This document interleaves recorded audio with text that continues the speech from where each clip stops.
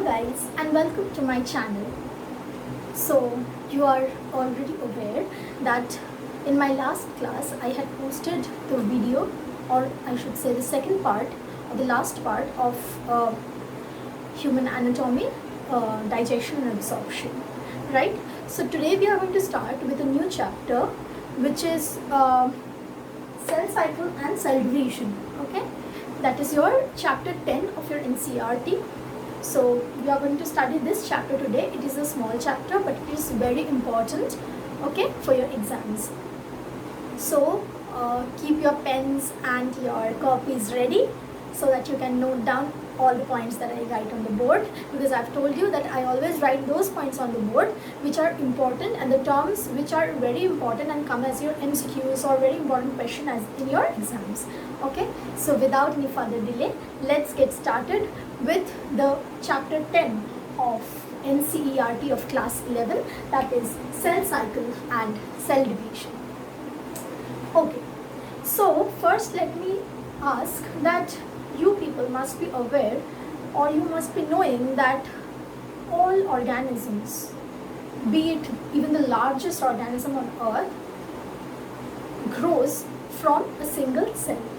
Fine, that is, once it was a single cell which slowly divided and formed the huge organism. Along with the cell division or the increase in the number of cells, there was increase in the number of DNA and also the duplication of the DNA and the chromosomal material. So basically the division of cell is also correlated with the synthesis of DNA material and the division of chromosomes. Fine. So this sequence of events that occur while the division of a cell, we term it as the cell cycle. To be precise, if you want to know the definition of cell cycle, this is the definition: the sequence of events by which a cell duplicates its genome, synthesizes the other constituents of the cell, and eventually divides into two daughter cells is termed as cell cycle. Fine. So cell cycle is nothing but the sequence of events that are essential, that takes place during the division of a cell. Fine. Now in your lower classes you have already learned about the cell cycle and the various phases of the cell cycle. Firstly, please note down this definition, because if it is asked that what is cell cycle, you should write that the sequence of events by which a cell duplicates its genome, synthesizes the other constituents of the cell, and eventually divides into two daughter cells is termed as cell cycle. Fine. Now moving further, in your class 10 probably you've already learned the various phases of a cell cycle. That is, the cell divides. If you take eukaryotes, if you take the example of eukaryotes, maybe the humans, then a cell divides in every 24 hours. Each cell divides in every 24 hours. But again, this time varies from organism to organism. Fine. Because various organisms have different times of their cell division. For example, if you take the example of yeast, okay, they divide in every 90 minutes. So that varies.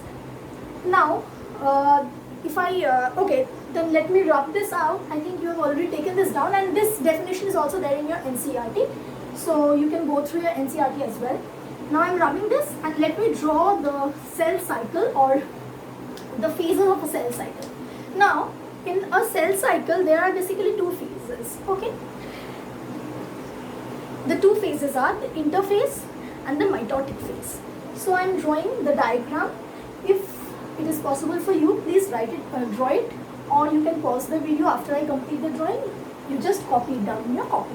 This diagram is very important. It comes in your exams, and also with the diagram they ask you to explain the various phases. Okay, so now I will be drawing the diagram, then I will be explaining each of the phases. So please be very attentive. Okay. I know my circle is not perfect still. I'm trying my level best. Okay. Now,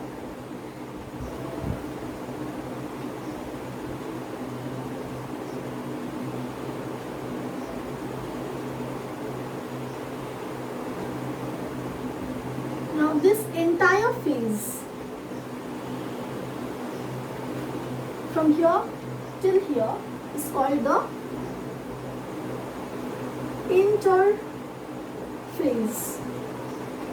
and somewhere here your G0 phase lies. Okay, this is your G1, S and G2 phase. Over here you have the 4 phases, that is basically you know that when we talk about mitosis, the cell division takes place in 2 parts. That is, first we have the nuclear division or the karyokinesis, which then leads to the cytokinesis or the cellular division or the cytoplasmic division. Okay. So again, the karyokinesis, which is your nuclear division, it has been divided into 4 different parts. Okay. So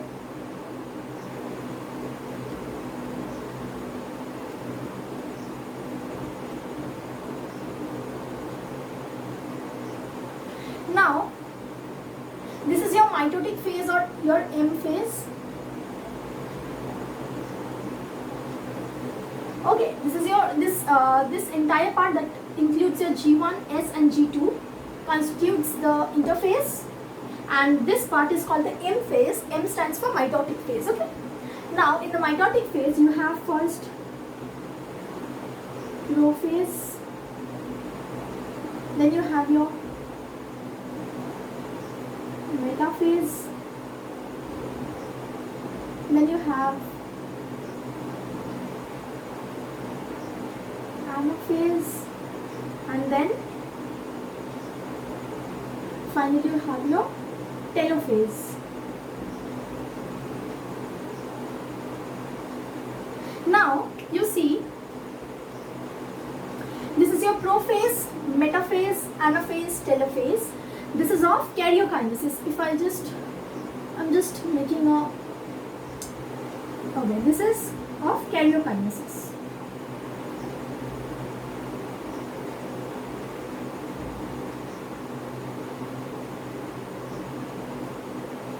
And the last one you have your cytokinesis.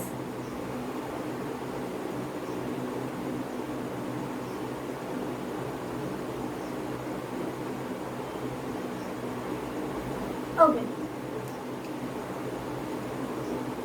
Now, though I think it's visible to you, that is the G1, S and G2 phase.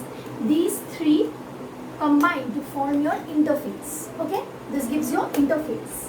While the mitotic phase or the M phase that you have, it basically is divided into 2 parts. That is your karyokinesis and your cytokinesis. The karyokinesis, that is the nuclear division. This karyokinesis, the nuclear division, comprises of 4 phases. That is your prophase, metaphase, anaphase and telophase. While the cytokinesis is your cytoplasmic division. Okay, I think it is clear.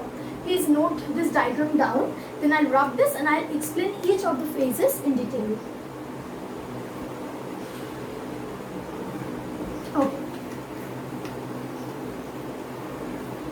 Now, you should keep in mind that 95% of the time the interphase actually occurs, and mitosis or the mitotic phase or the M phase occurs for about 5% of the time. Okay. Now, if I start with G1, that is, you should remember it is in between your C. In your interphase, you first have your G1 phase. The G1 phase mainly starts after your mitosis and before your S phase. S phase is also called the synthetic phase. Okay. G1 means gap 1. Fine. G1 stands for gap 1. Keep this in mind. Now, your G1 phase is in between your S phase and your, if you remember the diagram, it is in between your M phase and your S phase. So what happens here in your G1 phase? Basically, you should remember that in the entire interphase period, the cell gets ready to be divided. Okay, what did I say right now? I said that the cell prepares itself for the division. During G1, S and G2, certain procedures occur so that the cell gets ready to be divided during the mitotic phase. After it is ready, it enters the mitotic phase. So what happens during G1 or the gap 1 phase? The cells basically are metabolically active during G1 phase. The cells are metabolically active during G1 phase, and they continuously grow in size. They continuously grow. Okay, but you should keep in mind there is no replication or division of DNA during G1 phase. Fine. That is all that occurs during G1 phase. That is, you should remember 2 points. One is all the cells are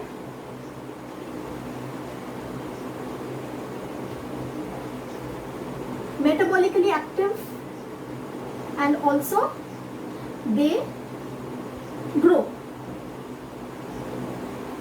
They grow continuously, but there is no division of your DNA. There is no replication of your DNA during the G1 phase or the gap 1 phase of your interphase. Next comes your S phase.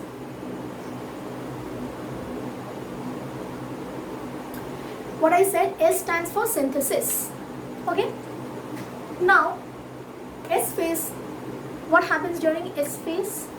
During the S phase, when the cell enters the S phase from G1 phase, you know S phase is in between G1 and G2. From the diagram you can understand that.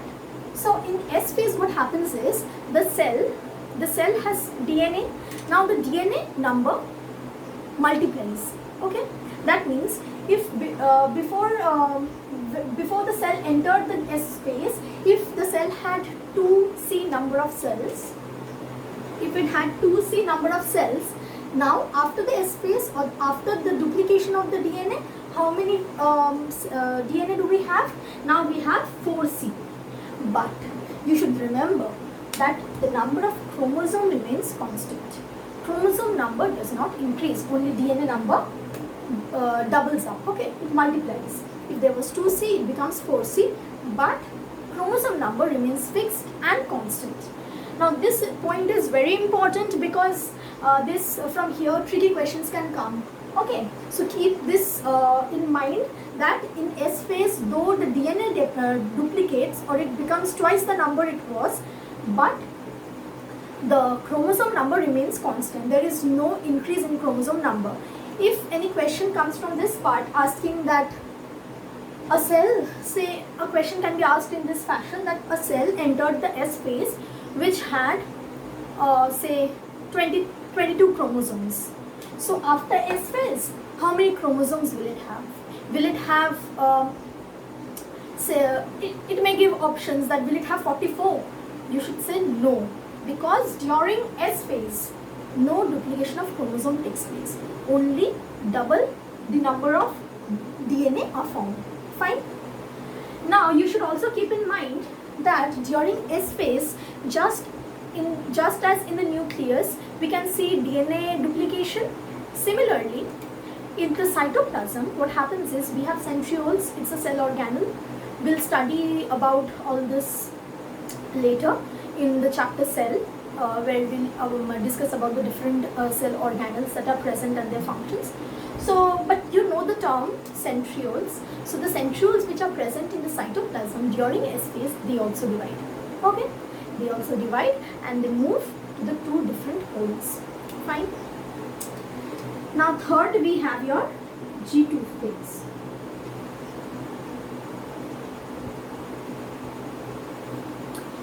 G2 phase. So just as G1 stands for gap 1 phase, similarly G2 will stand for gap 2 phase, obviously. Now what happens in G2 phase? In G2 phase, protein synthesis takes place. Fine. Okay. In G2 phase, your protein synthesis takes place, and now by the end of the G2 phase, the cell is ready and complete to be divided, and thus it can now enter into the mitotic phase or the M phase that I had written earlier in the diagram. Fine. Now there is another phase. If you remember the diagram, I had drawn a G0 phase which was written at the site. And what is G0 phase? Okay. So you must be knowing that there are various cells in our body which do not divide. For example, you can take our heart cells or our muscles. These cells, muscular cells, they don't divide. Okay. Now these cells, what they do is, there are even other cells which divide occasionally. Occasionally in the sense, if there is any damage or it needs to be repaired, only then it will divide. Okay. Now these cells which do not divide or divide occasionally, what they do is they exit the G1 phase. They don't want to go through the entire procedure because they don't want to enter the mitotic phase because they don't divide. So what they do is, after G1 phase, they exit the G1 phase and they enter another phase which is called the quiescent phase. Okay, we call it the quiescent phase or the quiescent stage, and that is known as the G0 stage. Okay, or the G0 phase.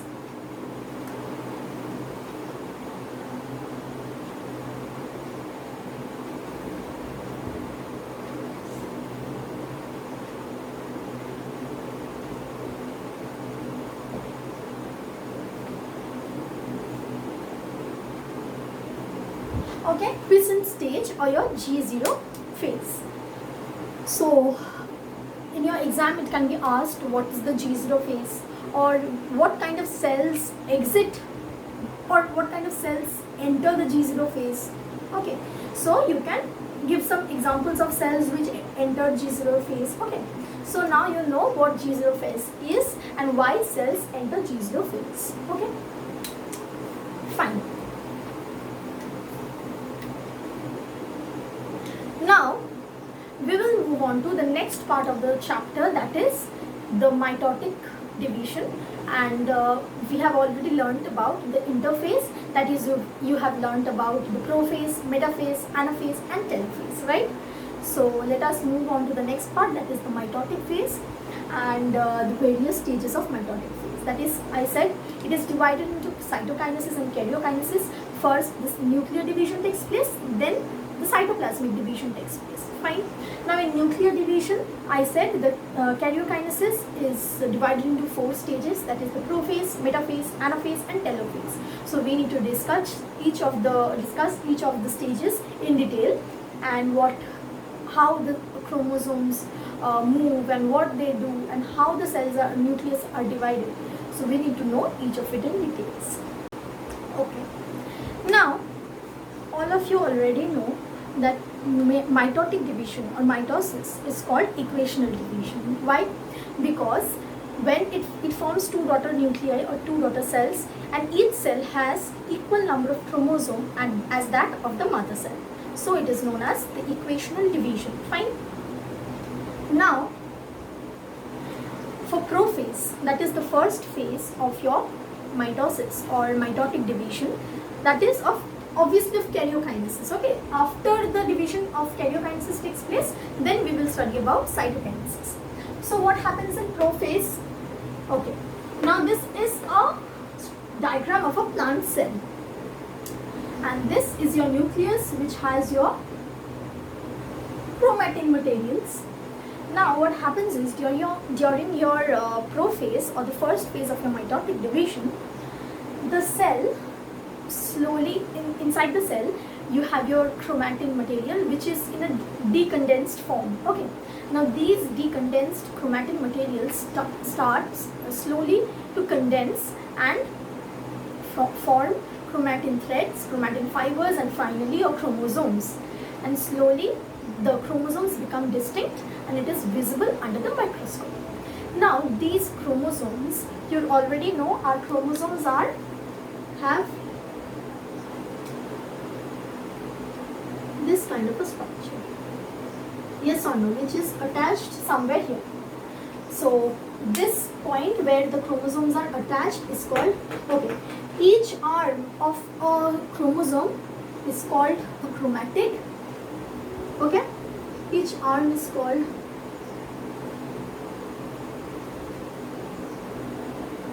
and the place where the two chromatids are attached, the two arms of a chromosome are attached, is called the centromere. Fine. So these chromosomes become distinct and it is visible under the microscope. Next, what happens in your prophase? In your prophase, you will find that the cell wall, not the cell wall, basically your nuclear membrane, then the organelles that you have in your cell, that is your endoplasmic reticulum, your Golgi bodies, then the other cell organelles, the mitochondria, and the other cell organelles that were present in your cells start to disappear. They slowly start to disappear. By the end of prophase, you will find that all the cell organelles along with your nuclear membrane has disappeared. Also, what happens is during your prophase, the centrioles which had already divided into during your S phase, you remember I said during your S phase the DNA was duplicating inside your nucleus, while the centrosome was dividing outside, that is in the cytoplasm. The centrosomes that had already divided during your S phase, they start to produce certain microtubules, okay, and they radiate microtubules which are called asters, and these asters along with your spindle fiber, they form your mitotic spindle. What did I say? You had your centromeres. Now these centromeres were divided during your S phase. They had migrated towards the opposite poles. Now from these centromeres, microtubules start radiating, which are called your asters, and these asters along with your spindle fibers, they form your mitotic spindle. Okay, these are the three steps, or three you can say three the three things that occur during your prophase. Okay, you need to keep this in mind. In your exams, they ask a particular phase. If they ask you to write about prophase, then you have to give this diagram and then give the 3 points. Number one, what did I say? Number 1 point was that first you need to write that the cell organelles and the nuclear membrane start to dissolve or disappear. Secondly, what happens is the chromatin material start to condense down and they form the chromosomes, and the chromosomes are visible under the microscope, and they have two chromatids, or the two arms called the chromatids, joined at centromere. And third, the centrioles which had divided during the S phase and had migrated to the opposite poles, they radiate out the microtubules, and these microtubules are called asters, and these asters along with your spindle fiber forms the mitotic spindle. Okay, I think it is clear to you. So please jot down the points in your copy, and also the diagram. You can get a better diagram in your book also. I just made a rough diagram so that you can understand, and I think this much is clear to you. So moving on to metaphase.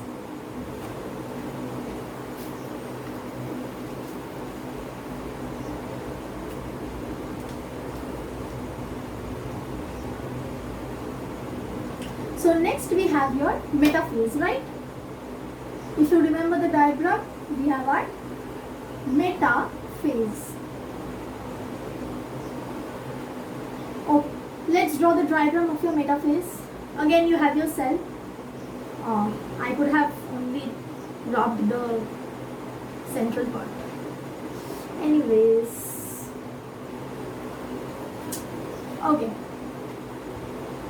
So this is your plant cell wall and your cell membrane, and then you have the chromosomes.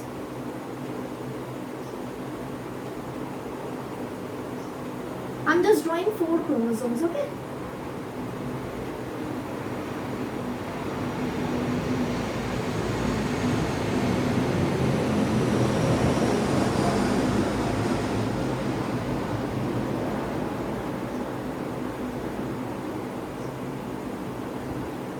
These diagrams are very important. Okay, keep these diagrams ready, so that if they come, you can actually do them very well, because these diagrams are very important. All the phases of your mitosis, and mainly your metaphase comes a lot in your exams.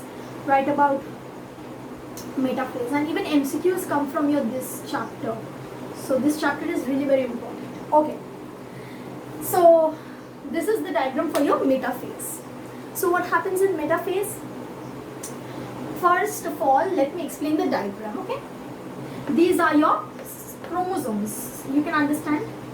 Here are the two centrioles, and these are your spindle fibers, which has got attached to your chromosomes. So what happens? From the diagram you can understand. See? Anyways, so let me tell you the points, and if possible, please jot them down. Number one is what?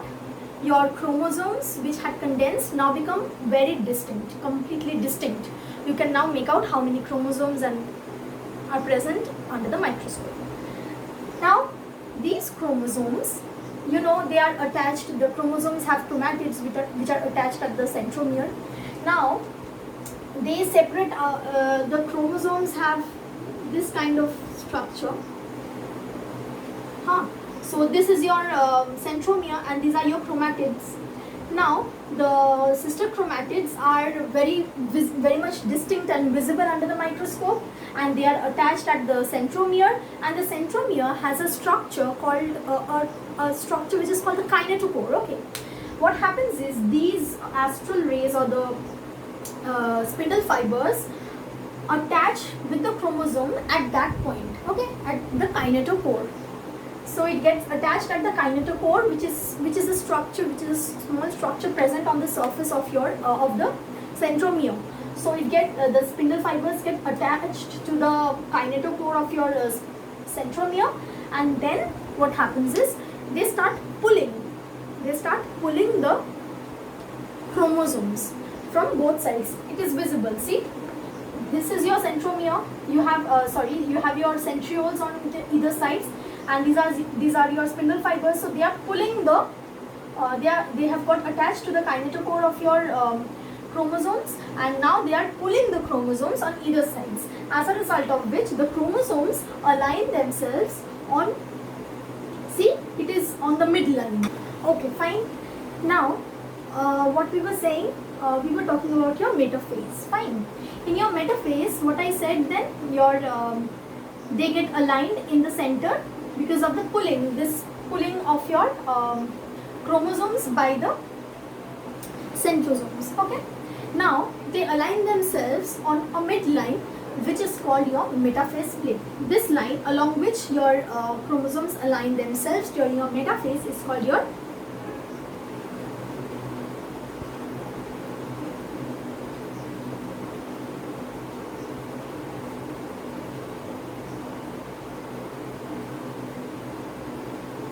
metaphase plate.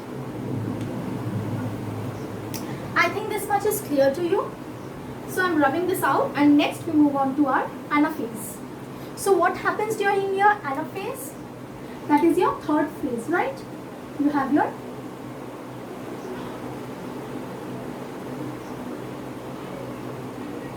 anaphase. Let me draw the diagram now. Again, you have your cell plate, cell wall, sorry.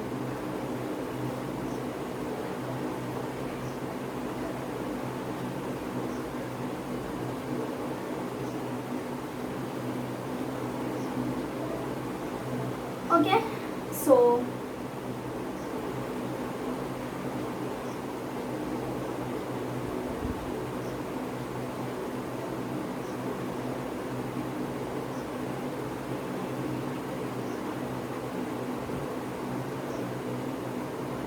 these diagrams along with your markings, that is where is the cell plate and your metaphase plate. This metaphase plate actually comes in your exams, that the line where along which your chromosomes align during the metaphase is called what? So you have to mention, okay? these diagrams are very, very important for your exams. Very, very important. Okay, by the way, the next chapter that I will be bringing after your, today I'll be finishing cell cycle and cell division. It is not that big a chapter. Next chapter that I'll be bringing of class 11 is your breathing and respiration. You have it named as breathing and exchange of gases, which is the second chapter of your human anatomy of your NCERT. Okay, so the next chapter that we will be doing is your breathing and exchange of your gases, that is on Thursday. Now this is the diagram of your anaphase. So what happens during anaphase? You can obviously notice over here that the chromatids or the sister chromosomes, okay, the sister chromatids have separated out from your chromosome. You had your chromosome with two sister chromatids attached by the centromere. Now the sister chromatids have, you had a structure like this. What happened is there was a division of your centromere. The centromere divided into two halves. As a result of which, what happened? You got one sister chromatid and another sister chromatid. Now these sister chromatids, which are attached to the two opposite poles by the spindle fibers, now slowly start migrating. Because of the pull, they start migrating towards the two opposite poles. Okay, and because of this pull, the chromatids or the sister chromatids get various shapes, that is L, then you have your V, J, I. Okay, now they start migrating towards each poles, and therefore you can already see that there is already division of the number of chromosomes. The chromosomes have divided from the centromere and have divided into two sister, each chromosome has divided into two sister chromatids, and now these sister chromatids have started migrating towards the opposite poles. Is it clear? That is what happens in your anaphase of your mitotic phase. And lastly, you have your telophase. So what happens in telophase?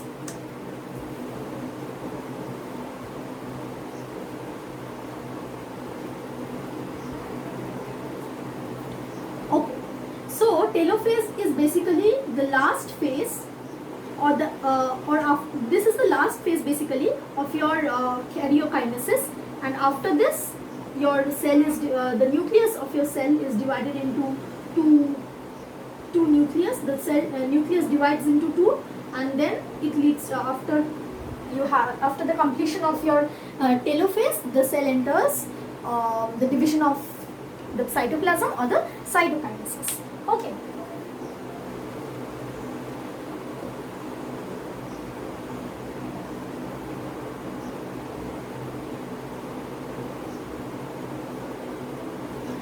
So what happens in your telophase? Now you already have seen in your anaphase that the sister chromatids had already migrated towards the two opposite poles. They started migrating. By telophase, they already reached the opposite poles, and these sister chromatids decondense themselves once again. And now again what happens? The chromosomes are no more visible. They decondense and they form the chromatin material. A cell wall, or you can, not a cell wall, sorry, it is your nuclear membrane which reappears around the two poles, and there is reappearance of your cell organelle, your nucleolus, everything reappears, and you have your two cells. Okay, so two cells are formed at the two ends or the two poles. So this is the end of your karyokinesis.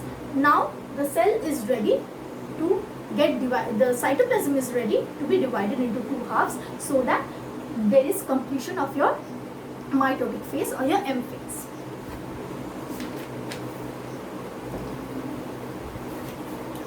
Now we move on to cytokinesis.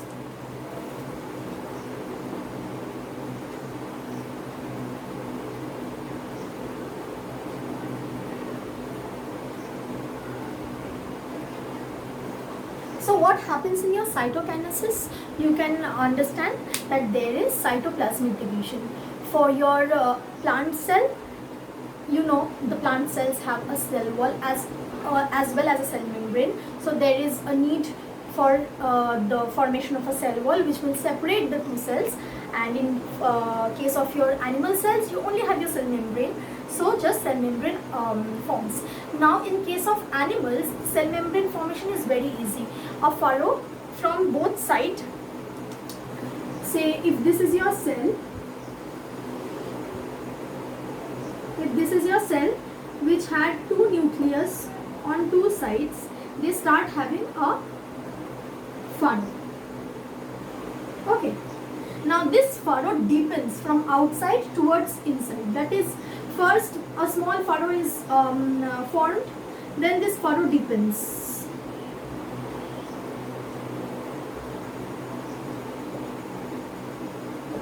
And deepens even more.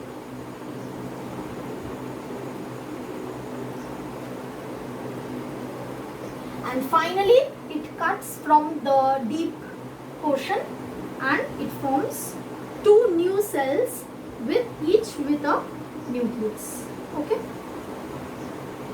it forms two new cells each with a nucleus. So for animal cell it is very clear and distinct. You can understand the furrow is formed from outside towards inside, and slowly this furrow deepens and deepens and deepens and cuts from the depth and forms two new cells each with a nucleus.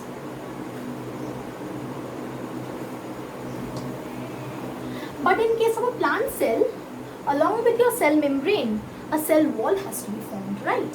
So what happens in case of the cell wall? This I'm not drawing basically. What happens is, in case of your plant cell, the cell wall starts forming, it actually starts to form a cell plate. Okay, a cell plate starts forming from inside. Now the cell plate extends and extends. It's like this. It's just in the middle of your, these are your two nucleus, and you say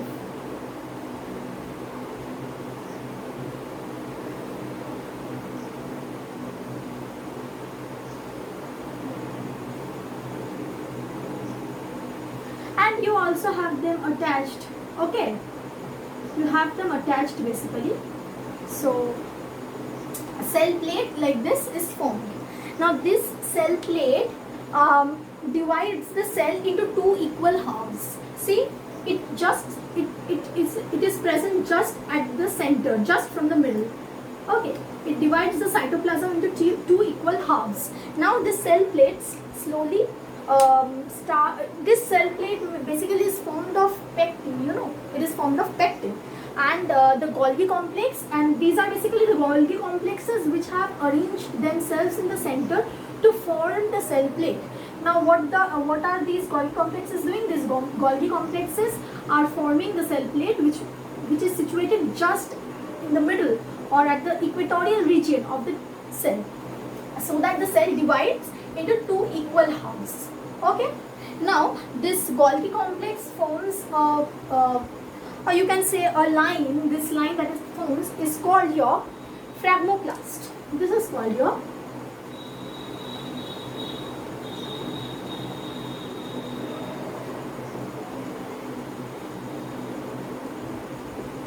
So finally this cell plate enlarges and then it cuts off. The cell plate enlarges and cuts off the two cells into two equal halves, and two new plant cells are formed. This leads to the end of your mitosis or the mitotic phase. That leads to the completion of your entire cell cycle. Now we will study that what are the uses of cell cycle. I mean, what are the uses of your mitosis basically? Why does mitosis occur? What are the uses of it? Okay. Number one, you should keep in mind growth. Why growth? Because if there is any damage or cut or wound, that needs to be repaired. It needs to be healed. So how does that occur? It is all because of mitosis. By mitosis, the wounded portion or the portion that needs to be repaired slowly gets repaired because of mitosis. Why? The cell if there is a wound, that means the cell at that portion dies. Now the cells surrounding that dead cells, surrounding the wounded area, starts the cell division, and they slowly cover up the wounded area, and then therefore that portion is healed and it looks similar to what it looked earlier before it was wounded. So number 1 was growth. Number 2, you have your even you can say your, for growth you can also say you can actually include under growth, you can include another point, that is we grow in size, right? We were born as kids, small kids. If you even consider before we were born, if you consider a fetus, after the formation it divides, right? The cells divide, and therefore the baby or the fetus grows, and finally when it takes birth, when the mother gives birth to the child slowly grows, its height, its arms, its body, right? So the baby grows. We are not of the same size and height just we were like in class 5, isn't it? Why? Because we have grown up, our cells have divided, so we have become taller and stronger, right?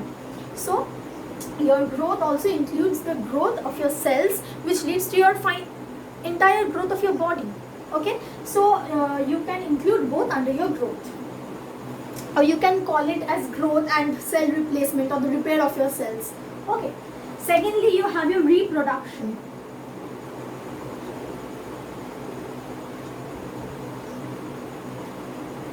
I just included this part in your growth, but you can write it in a separate point. What is it?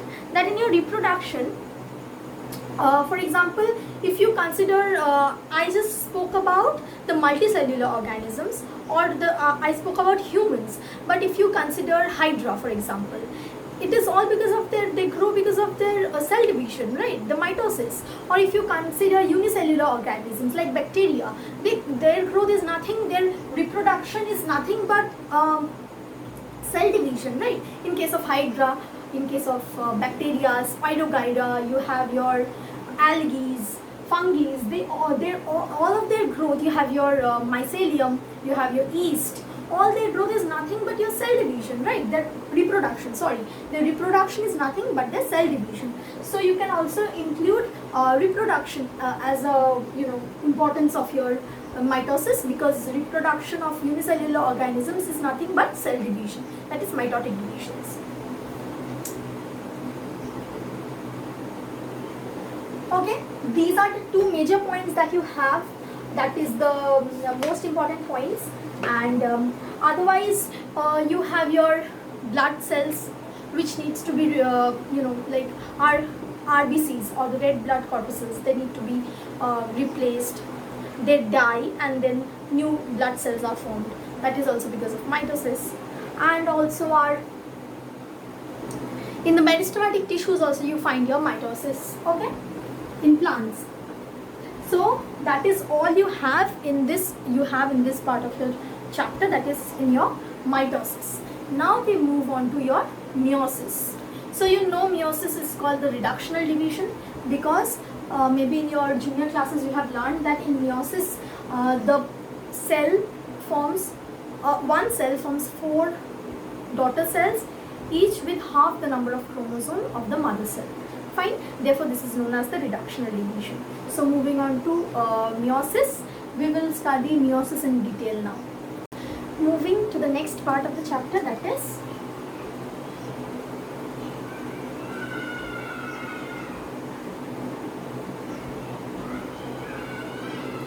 your meiosis.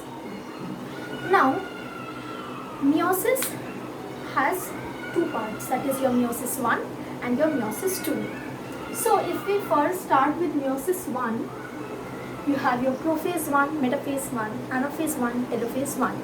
And in your meiosis 2, you have your prophase 2, metaphase 2, anaphase 2 and your telophase 2. So in your meiosis 1, the prophase, metaphase, anaphase, telophase, or I should say prophase 1, metaphase 1, anaphase 1, telophase 1. Out of these, prophase is the longest part, okay? Because your prophase 1 mainly consists, okay, your prophase 1 consists of different stages. We call it leptotin, zygotin, pakaitin, diplotin, and dikinesis. Again, I am repeating: leptotin, zygotin, pakaitin, diplotin, and dikinesis. When we were in school and we learned about these different stages of prophase 1, our teacher, our biology teacher, used to give us, tell us a process by which we can memorize these events in a sequence, that is leptotin, zygotin, pakaitin, diplotin, dikinesis. Actually, it will be helpful for people who are actually Bengali. So Miss used to tell us, it was funny actually, Miss used to tell us lepte, japte, pakre, dhar. Okay, lepte se L for leptotin, japte, you call it zygotin, then pakre, pakaitin, dhar, you have to, that is diplotin and dikinesis. I don't know whether it will be helpful to y'all, but y'all can memorize in this way also. But you have to remember the sequence, fine? So in your prophase 1, first comes your leptotin. Okay, I am talking about prophase 1. First you have your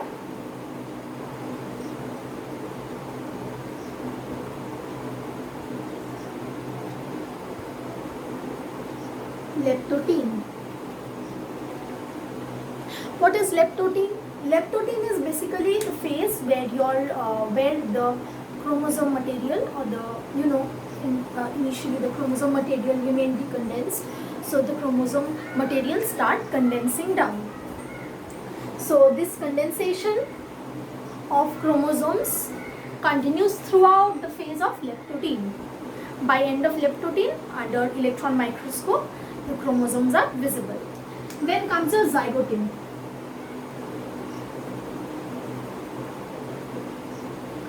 So what happens in your zygotin? These chromosomes, or the condensed chromosomes, start pairing up, okay? And this process of pairing up of chromosomes is called your synapses. And during this process, a complex is formed which is known as your synaptonymal complex. So I mentioned two words. One is synapses and the other is your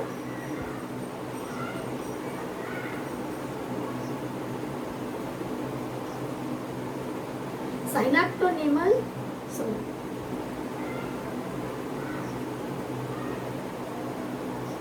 complex. Okay, so the pairing of chromosomes is called synapses, and the paired chromosomes are called the homologous chromosomes. And the formation during synapses, a complex is formed which is called your synaptonymal complex.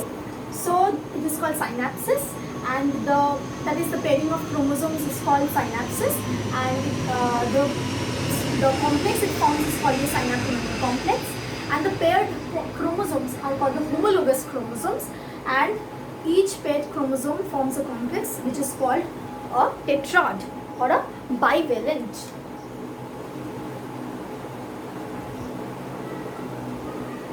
Bivalent or your tetrad. After your zygotin comes your pakaitin.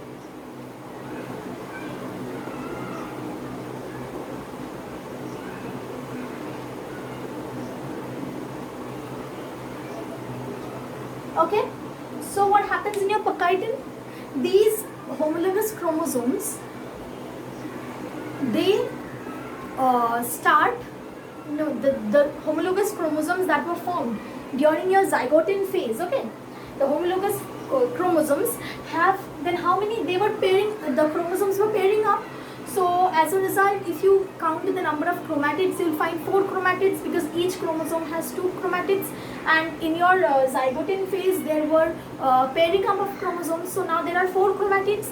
These 4 chromatids are very distinct and visible during your Purkinje phase. Okay, they are very distinct and very much clear, and they appear as your tetrads, which I had mentioned during your zygote phase or bivalence. Now during Purkinje, there is it is characterized by by a complex or a synthesis of a you can say appearance of a structure which is called the recombination nodules. What are recombination nodules? That is, there is crossing over takes place. Crossing over is nothing but the exchange of genetic material between 2 non-sister chromatids. Okay, so 2 non-sister chromatids during the Purkinje phase, they form recombination nodules, and during this time there is genetic exchange between 2 non-sister chromatids.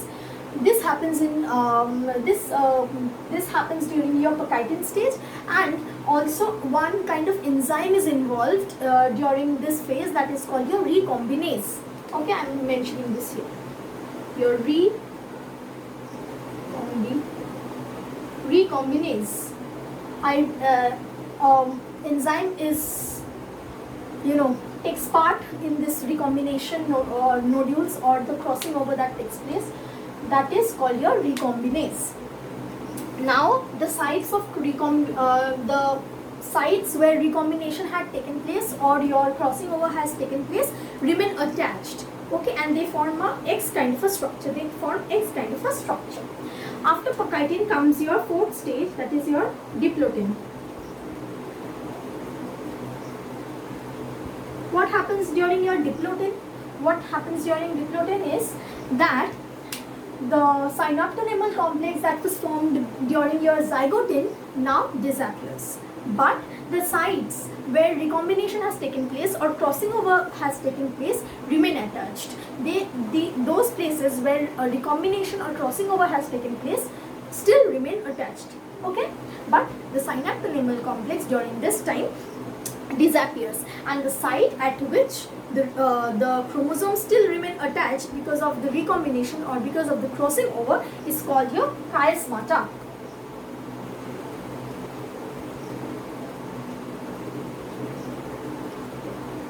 What is it called? It is called your chiasmata.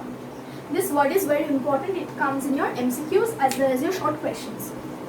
Okay, so this is a X-shaped structure which is formed because of the places where I said that recombination has taken place, that is crossing over has taken place, and those places of crossing over still remain attached. They don't move away, but the synaptonemal complex dissolves during your diplotin stage, and the places where the chromosomes still remain attached because of the crossing over that has taken place during the Purkinje is called your chiasmata, which is it forms an X-shaped structure.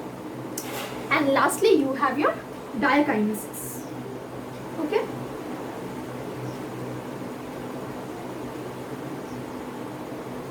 You have your diakinesis. What happens during your diakinesis?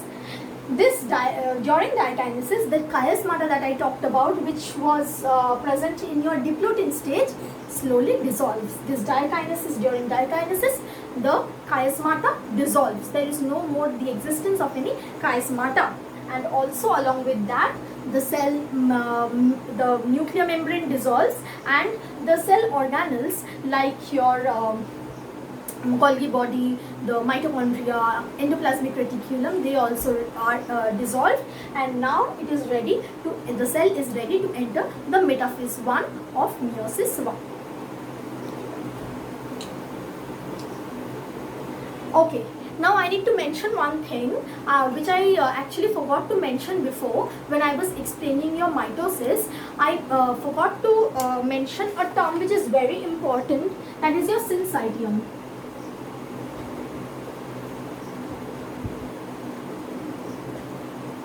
What is syncytium?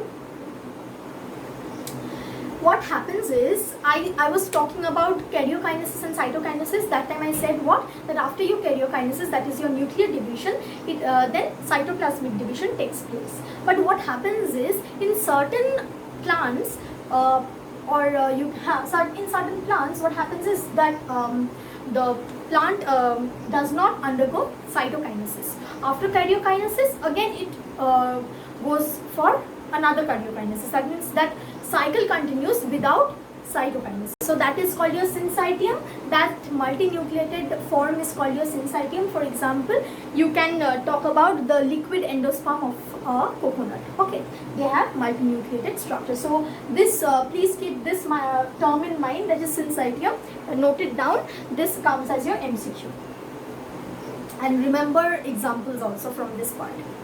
Okay, so again moving to the part that I was explaining, that is we completed the meiosis 1, prophase 1 of meiosis 1. Now we move on to the metaphase 1 of meiosis 1. Now you have your metaphase 1, okay, after your prophase 1. So what happens in your metaphase 1? The bivalent chromosomes now arrange themselves in the metaphase plate, and the kinetochores get attached to the spindle fibers which are present on the opposite sides or the opposite poles of the cell. Then comes your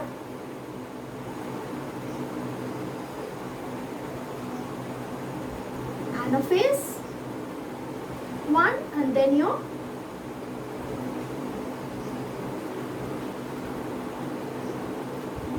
telophase 1. So in your anaphase 1, what happens is that the homologous chromosomes they divide. The homologous chromosomes divide from the centromeres, and they start migrating towards the two opposite poles. And then finally in your telophase, the chromosomes decondense, and then nuclear membrane again reappears surrounding them, and the cell organelles also reappear, and this is known as your dyad of cells. Okay, what did I say? It is called your dyad of cells. Dyad, okay? Sorry, it is divide. Dyad of cells. So that is all you have in your meiosis 1 of your the meiosis 1 part. Now after this comes your cytoplasmic division, and then it follows meiosis 2. In meiosis 2, what happens is, in contrast to your meiosis 1, the steps that occur, that is prophase 2, metaphase 2, anaphase 2 and telophase 2, they are just similar as that what happened in your mitosis. That is, in prophase 2, the cell membrane or the nuclear membrane dissolves, and the nuclear organelles and the other organelles, cell organelles, they disappear, the nucleolus disappear, and then the chromosomes also they condense, and they are distinct under the electron microscope. Then in your metaphase 2, the chromosomes arrange themselves on the metaphase plate, that is in the mid plate of the cell, and then they get attached to the kinetochore to the kinetochores with the spindle fibers, and then they slowly divide from the centromere in your anaphase 2, and they start migrating towards the opposite poles, and finally in your telophase, what happens? They reach the opposite poles, and the cell nuclear membrane reappears, and the cell organelle reappears, and finally there are 4 cells formed, which and there is reductional division, so there is half the number of chromosome present in the newly formed 4 cells or the daughter cells. So lastly, we'll discuss about the importance of meiosis. What are the importance of meiosis? You already know that in sexual reproduction, what happens, that the cells, that is the cells, like in males as well as in females, the sex chromosomes are not 2n number, they are only n number. Okay, they are not diploid, they are haploid, because because what happens during the fusion of the gametes, our gametes actually, that is the ovum and the sperm, they are not diploid in nature, they are haploid. That means they contain only n number of chromosomes, and this is it is in our in our germ cells, that is in the gametes, that meiosis takes place, because we need reductional division over there. We need half the number of chromosomes in each gametes, that is in each of our ovum and sperm, because what happens is during the fusion of the gamete, that is during fertilization, ovum is fertilized by a sperm. Now this fertilization and this fusion, what happens is, if you consider this as the ovum, it has n number of chromosomes, and this as your sperm, this also has n number of chromosomes. When they fuse, they form the zygote, which has 2n number of chromosomes. Okay, so this is important to therefore meiosis is actually important to maintain the equal number of chromosome in organisms, sexually reproducing organisms.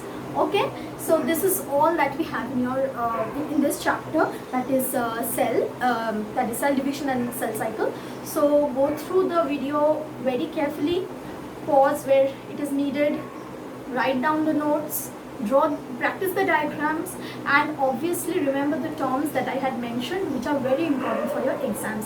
So thank you, and before ending the video, don't forget to like if you liked the video, subscribe to my channel if you are new in my channel, and also press the bell icon so that you are notified every time I post a new video.